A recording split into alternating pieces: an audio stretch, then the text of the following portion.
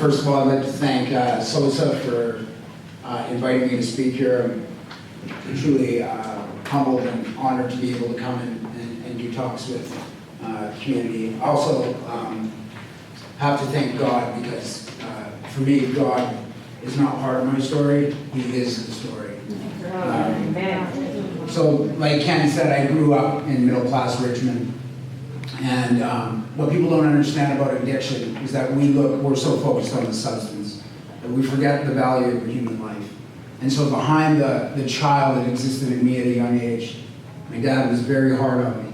So I endured years of verbal and physical abuse that left me crippled with anxiety as a human being. This led to self-medication, depression, anxiety, suicidal thoughts.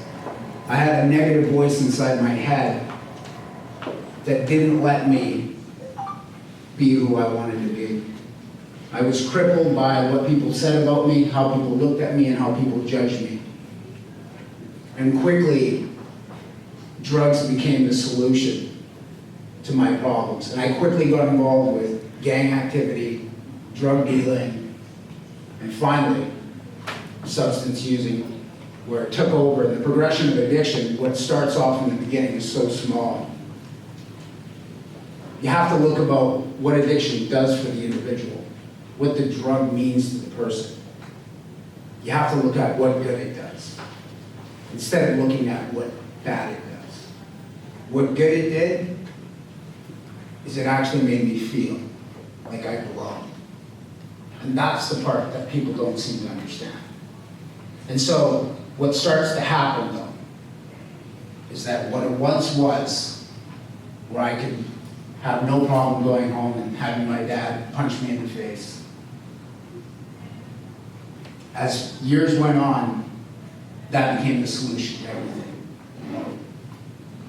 And they take more than they give. So the pain that I'd endured from a young child, see, and that's the one thing that it took me 35 years to deal with the pain. So to ask somebody to deal with their pain, it's on their terms, not on my terms. So today I work for one of the biggest health providers in British Columbia, but before that, I was lost and consumed by addiction in the downtown east side of Vancouver, where I injected heroin and cocaine 30 to 40 times every day for 20 years. We're not talking just every so often. We're talking drugs were my food, my air, and my water. This was the life that I never wished to grow up with. So, after years and years of struggling in addiction, there's many trials. There's many, I call wisdom painful life experiences. And we learn from them. And so, after numerous attempts of trying to go into detox services, going across BC, Alberta, treatment facilities, nothing seemed to work. And so people began to give up on me. People began to believe that I was hopeless. I was consumed, and that there was no hope, that I was going to die. I have died 6 times. I've been brought back to life with naloxone, Narcan. All 6 times that I died at a supervised consumption site. So it's a facility that exists in the downtown east side of Vancouver. If that facility didn't exist, I wouldn't be here. So, for me, what impacts people that struggle with addiction the most is the stigma that exists in communities. People say in downtown east side, people are enabling you to continue using. I'll tell you why people stay in the downtown east side. Because it's entrenched with resources to keep people alive. That's why people stay there. Why would I want to come out to Delta or Langley or any other community when nobody cares and everybody looks at me and everybody points their fingers at me? because I may look a little different, or I may have sores on my face. But really deep inside, what I'm trying to do is I'm fighting every day to live. And I did that for decades. Every day, I fought to live. So, how did I get up? How did I stop? I kind of call it hell in a cell. I was arrested. I was thrown in jail. I was on the top bunk by myself. I wanted to kill myself. And I stared out the window. It's a little window like this. And I could look at the stars in the sky. It was just me in that room, alone, and a prayer went out to God. I said, if you exist, then you will take my life. And I was crying. I couldn't fall asleep. And I fought back and forth. And I said, if you exist, I can't live like this. I can't. I cried myself to sleep. I woke up in the morning. I can't even pray right. Maybe it doesn't exist. Ironically, I pointed up to this guy again and I said, well, then you better show me what to do. A sequence of events started to happen. People started to come into my life. Correction officers didn't talk to me because I was a violent inmate that didn't get along with anybody. A correction officer came and talked to me and said, why don't you come and do the drug and alcohol program in jail? I said, no, that's what for? She said, maybe you'll hear something.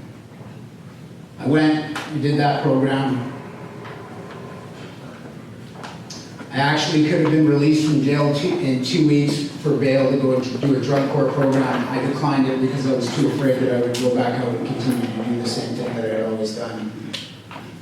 I stayed in jail, did 13 other programs while I was in jail, and then after 5 months of being in jail, then I said I'll do the drug court program.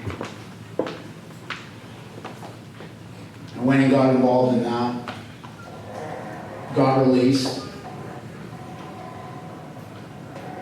met the most beautiful woman in the world, got married, have 2 beautiful children, Gia and Noah.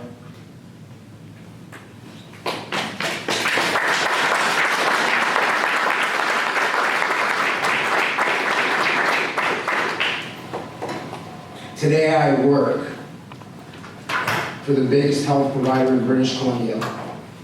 And the irony behind all this is that I work in the same community that I used in for 20 years.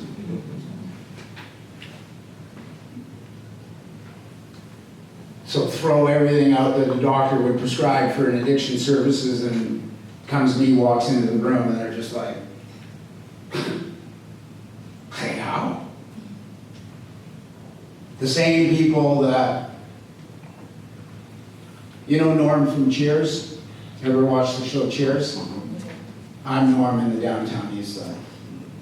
Everybody knows me. Everybody watched me struggle for 2 decades.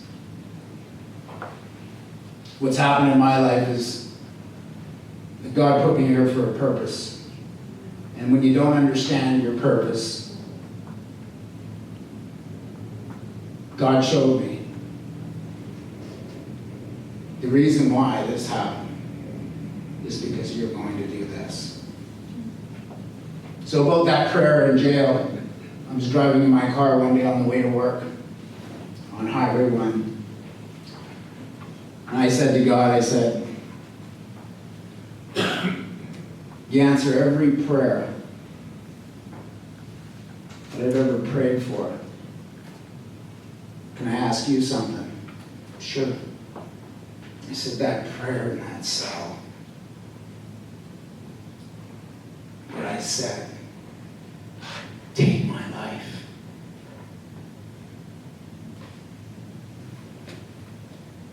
He said, Guy, I've been with you since day one. I've been with you when you struggled. I've held your hand the whole time. In regards to your prayer, I did answer it. Here's your new life. Go and run with it.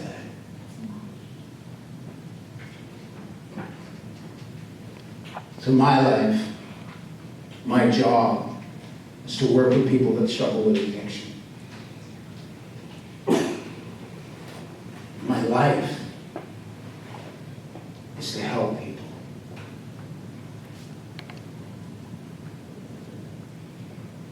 See, people that are struggling with addiction, never judge them. Because unless you walk the mile in their shoes, you'll never really understand how painful it is to live every single day. In British Columbia, 4 people die every day to a drug overdose. And in the United States, 7 people die every hour to a drug overdose. This impacts every one of us.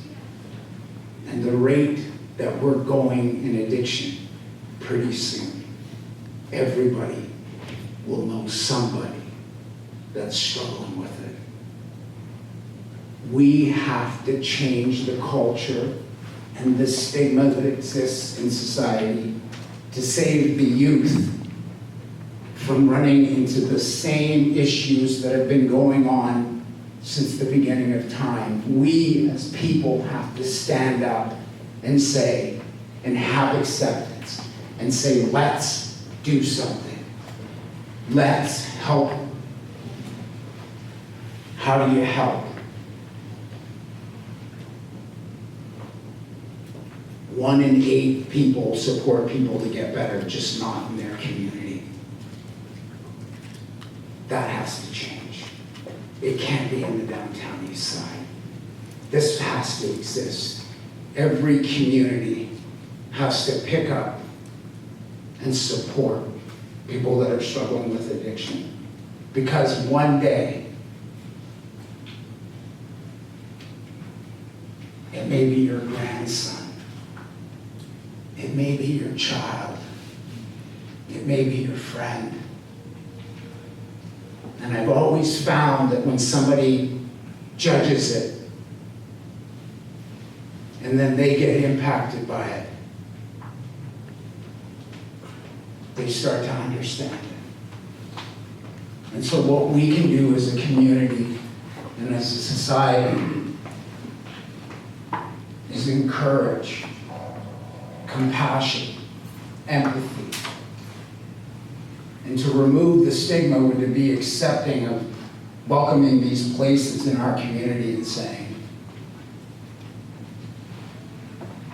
we're going to help them.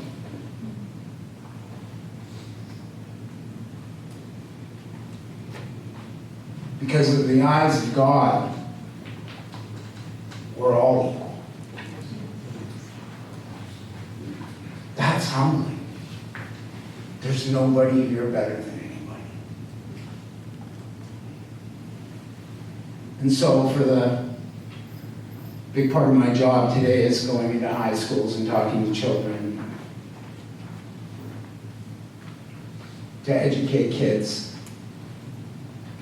And I remember when I was going into schools, I remember what one person I told, naturally when I went to school I was told drugs were bad. Little did they know the person that they were talking to was already using drugs. So I had already associated at a very young age that I was a bad person because I've used drugs. So I'm already growing with that. So my spin on it now is, I'm not here to tell people not to use. I'm here to tell you if you're gonna. And please do it safely. Let somebody know. Because I don't want to find another 16-year-old at a playground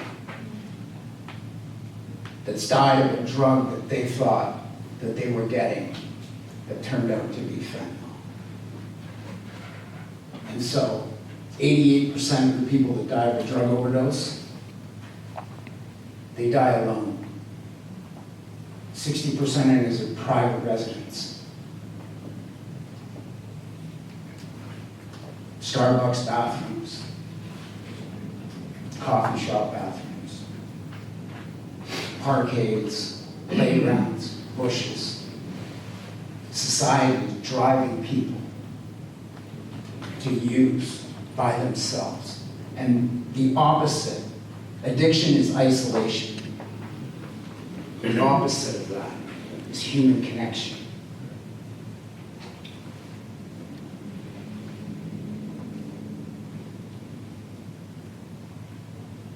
So moving forward,